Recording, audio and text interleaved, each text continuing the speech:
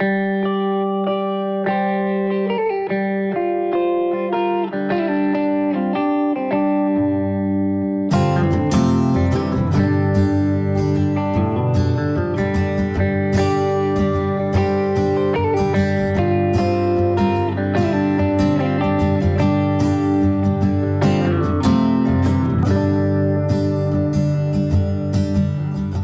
can be painted two different ways.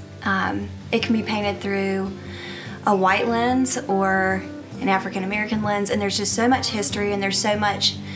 You get here and you think you might know a little bit about Selma, but you have to sit with people to really understand a lot of what is here. My name's William O'Neill. My wife and I were both students at Asbury Seminary, and throughout that process in our time at Asbury, we both really felt like the Lord was urging us to go to missions, and we interpreted that like we were supposed to go overseas. All of a sudden, this opportunity to move to Selma and take on a like associate pastoral role, and we're more going to be serving in children's ministry. We were like, well, let's go there, let's serve, let's take a few years to really be intentional about praying what might be next. During this time serving in Selma, we came and we realized that this desire for missions was like rising up in us in Selma. We were getting exposure to like different communities in the inner city, these natural relationships that happened that really stirred us up to be missional.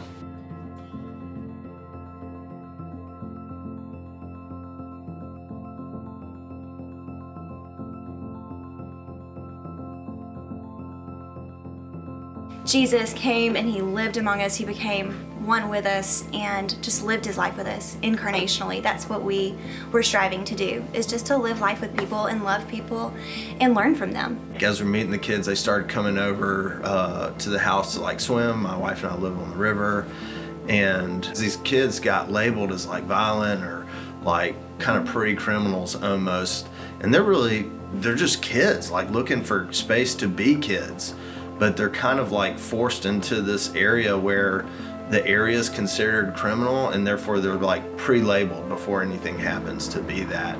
Nes and I were praying one day, and it really was just heavy on our hearts to open a gym. As we just continued to pray, what should it be and look like, one of my friends who's from Selma and he's been a coach at multiple schools in Selma was like, yeah, actually Southside High School has all these extra weights where they had multiple weights donated to them and they have extra.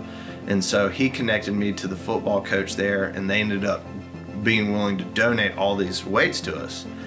The Lord just continually answered these prayers, so now we have a gym that's opened up Monday through Friday to a group of youth that we are personally training them. But also through that, the kids are getting to experience the reward that comes from their efforts, and they're seeing it firsthand as they work out, like they're becoming stronger. And so that doesn't just end to the gym, that goes to kind of all aspects of life.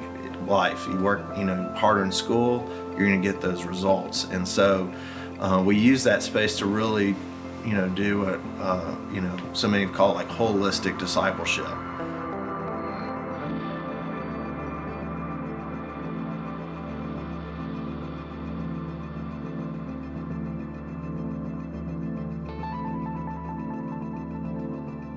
He does things that teach these young guys to be a man, be a better person, make them responsible for their actions. I tell him all the time, you're a good man for doing it. Because a lot of people wouldn't, And I know he's caught a lot of slack behind it, but he hadn't stopped doing it. And that shows character. Well, people are going to talk, why is he doing that with those kids? And just instead of, you trying to help those kids like he is.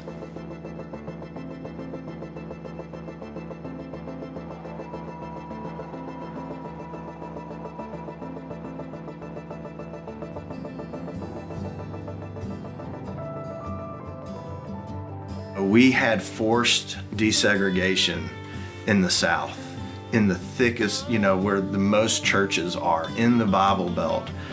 Literally, a secular government had to force us to allow our neighbor to be equal to us.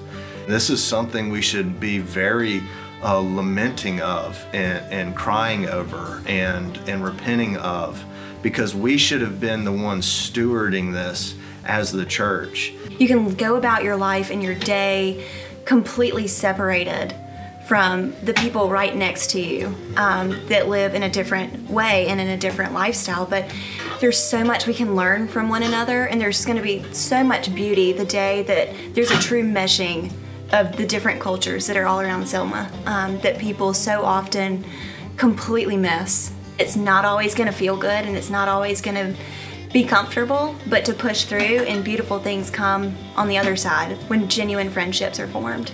Everybody got to come together, and it can't be a black side or a white side. It got to be a people side, and you know that's what it's gonna take. It's gonna take from everybody from A to Z working together. What has happened in the past, we can't change it, but we can make the future better. And you know, it just goes back to walking together and being honest and accepting and admitting what happened. You know, that's the start to it all. We have to push through our comfort zones. We have to meet at our dinner tables. Like, it has to happen at our dinner tables before it can happen in our congregations.